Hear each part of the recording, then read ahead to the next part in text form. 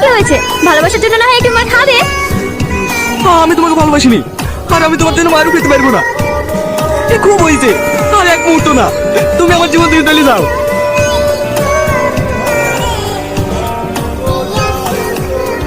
এবার এখান থেকে উঠলে সোজা উপরে পাঠিয়ে দেবো।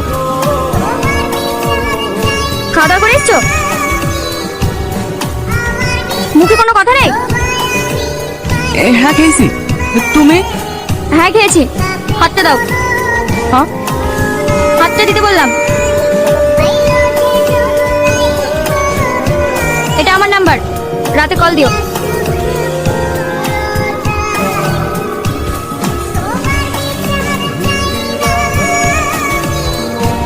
আমি আর কালকে কলেজে যাবো না।